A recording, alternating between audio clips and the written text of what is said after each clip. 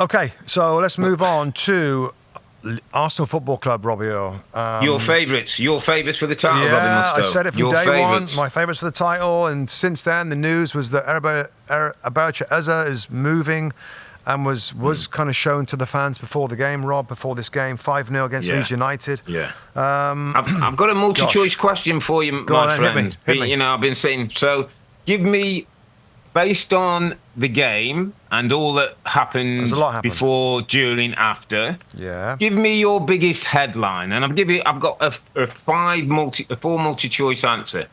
Eze signing, Gyokeres getting 2 goals, set-piece goals, Saka and Odegaard injury, or Max Dowman debut at 15. Give me your biggest takeaway.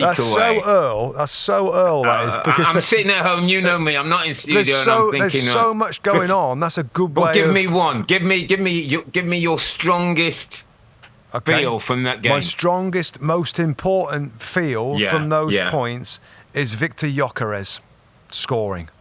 I feel like if all the things that they need to happen, he is a key piece to be a successful signing, to start scoring regularly. He took his penalty. I think Peter Drury in the game commentary, Rob, I think it was, please don't quote me, I think it was 24 goals of 25 of all time take on penalties. He's a good penalty taker. That's going to add to his talent. He scores a typical Viktor Gyokeres goal that if you go back and look at all his goals, which I certainly did before he signed, he did that so many times where he cuts inside and scores there. So there's tons of other stuff, but and of course injuries now, but I feel like the squad has been beefed up. And plus the young players, you talk about Max Dowman and everybody else. I thought Ethan Nwaneri, Rob, looked $1 million when he came in.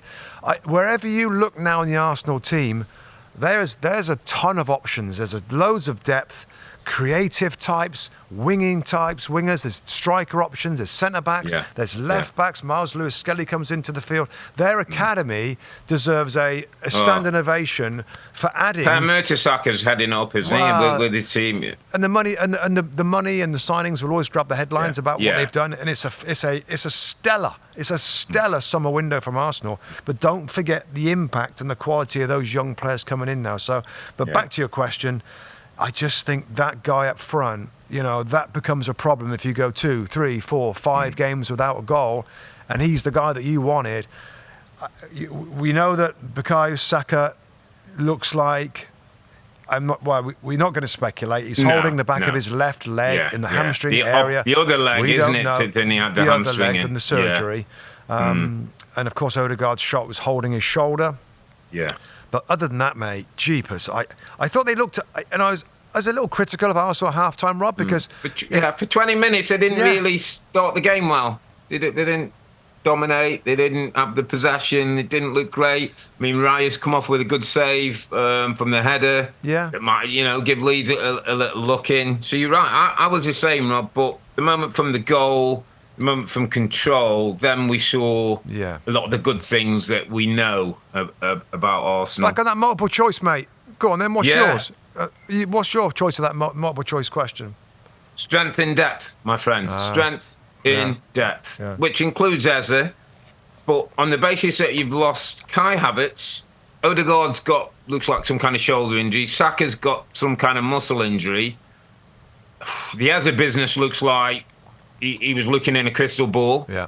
You've now got Madueke, you've got Trossard, you've got Nwaneri, you've got Dowman, you've got people, Rob, who can come in. Yes, it was so important for Gyokeres to get his goal because he swiped at one early, and you're feeling for him. You want him to get his first goal in the Premier League, and then he can get going. He's a good size. He bullies somebody off the ball. He dips inside. It's a very, as you say, Gyokeres type goal. So that was important. But for me, Rob, it's now looking at this group, now looking at this bench at times and saying, we can handle. Yeah, they are stacked. Yeah. They're stacked. In some respects, Mikel Arteta couldn't ask for anything more. No. I mean, gosh, they've got to try and have some luck with injuries, because that could, we saw last year what that did to them. Gabriel and Saka at crucial times of the season. But this squad depth now looks in place, Rob, to have a real proper go at it. I mean, mate, these corner kicks, this is getting ridiculous. That's incredible. That's 3 goals from corners in the last 2 games. I mean he's got a mule, hasn't he, Nicolas Jover? He's going to get a knighthood the way he's going. I mean, it's incredible. I mean, and they're all different versions, aren't they? So all of a sudden now, because everybody's marking Gabriel, they're starting to let Timber be the guy who comes free and attacks into space. You know, they've got a little mix-up of it that causes people problem. Slightly helped by Leeds. You know, it was a big team, but didn't defend particularly great. But they're and the confidence that gives you, Rob. Every time a corner comes in, expectation. I mean, your expectation to score, and it's like the other team. You know, we've been played at this level where somebody has a long throw or great at corners. You're all panicking that we're going to concede here. Yeah, because the coaches, the last thing they say to you before going out is, remember Arsenal good at set pieces. Remember. So then a set piece happens, you're all jittery, you're all nervous. Like who's going to? People do things differently because they feel they've got to try and make an impact. I mean, it's just a stunning, and we'll see how it goes. I mean, they could get 20. I mean, it's having an extra player on the field scoring 20 goals. It's a forward, mate. I know. Set piece has been his best signing over the last 3 years. Oh, amazing. Yeah. Just a quick one, Rob, before we move on, mate. Max Dowman. We had a conversation with Rebecca about it. Wow. We talked about it on Rebecca's show, The Lowdown, where we give her questions and stuff. It's a fun little thing we do at the end on a Sunday. And the question was, is it too young? Is 15 years of age too young for a young boy to be involved at this senior level, these grown-up, aggressive, physical? What do you think? Isn't the talk that he has to change in a different dressing room because he's not? He does his schoolwork he's not 16 at night. years of age. He has a somebody safeguarding him and whatever. He goes to school, still got another year of school. So the really funny thing is, Rob, and I met a friend in London, in New York, from London, who knows the family, and was basically saying, "Can you imagine the challenges parents got? You've got this kid who." People are talking could be a very, very special talent, superstar talent, and they're making him clean his bedroom and do the dishes and make sure his homework's done. Brilliant. And That's all great. that. That's great. It's brilliant, and by all intents and purposes, the people looking after him are doing a great job keeping his feet on the ground. Do you know this thing about him, Rob? And I was trying to think how I could explain this, and it's quite a difficult thing to do. But he's one of the few players who we played against and played. So I would say like a Gianfranco Zola, a Dennis Bergkamp, probably a Mesut Ozil does it now. You know when they get the ball, Rob, they kind of show you the ball and get side on to the ball, almost like, go on then, come and tackle me. Their body comes side on to the ball. They don't stand behind it like normal people like us and then think where we're going. He kind of opens up his hips. And what that does is create an unbelievable insecurity for you because you don't know which way he's going. So he starts dribbling off his left foot inside and then he cuts it onto his right or vice versa. Or you nibble at it and he, as the defender did the weekend to get his penalty. Yeah. He's just got this kind of real, Cantona-esque, and he's 15 and a half years of age, where he kind of shows you the ball and gets side on. And says, he did it a couple of times in the game, and I went, that's genius. He's silky. That's class. Yeah, he's silky. That class. left foot. There's something about these left-footed players. They look graceful. Gosh. They move it. There's something. I don't know. I mean, we don't want to get too carried away. And what I think Rebecca said, and I totally agreed, and I think I mentioned it earlier in the day, is Ethan Nwaneri is been there. He's been there and he's done it. Yeah. He was the youngest player, and they've nurtured him. He's gone out a little bit. He's come back in. He looks good. Yeah. So if there's one club and team that know how to do this, they've been course and distance before with Ethan Nwaneri, who looks like he's come through pretty good. So, no, really interesting story. Yeah, well done, Arsenal. They found a way, and there's goals in that team from so many. Yeah, well done.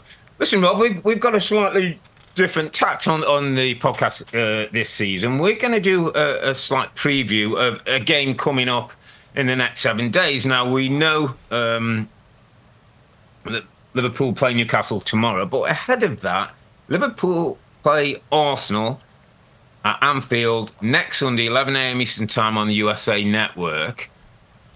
Just give us your headline thoughts. And again, I know Liverpool have got a game to play, but give us your headline thoughts on the teams that have been 1 and 2, the teams that look like, most people's favourites to win it this time around.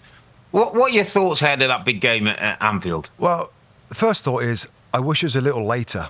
I wish this game was in a few weeks' time. Liverpool are certainly undercooked right now. They've got new players, quite a few. So does that help Arsenal? Sorry to cut in. Would that help Arsenal to a degree? Yeah, it does help Arsenal, but Arsenal have also got their best player out injured in Bukayo Saka that's almost certainly not going to be available for the game.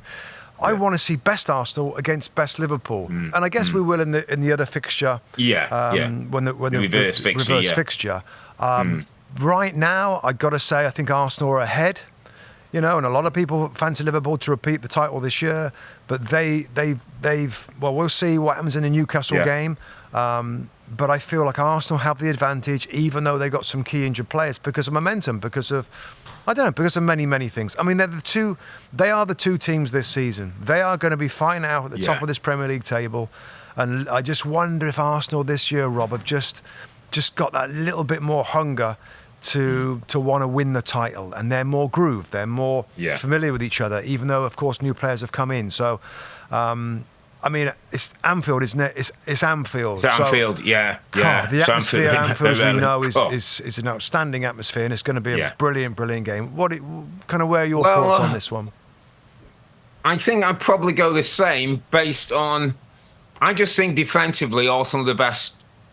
We've got the best unit in the league, and I think when you go to Anfield, you've got to defend well against that front line that can have a number of different ways of hurting you. But I just felt that Liverpool were a little bit open. I know Gravenberch comes back, who will give him a little bit of stability, but at times they were a little bit more open to the counter-attack.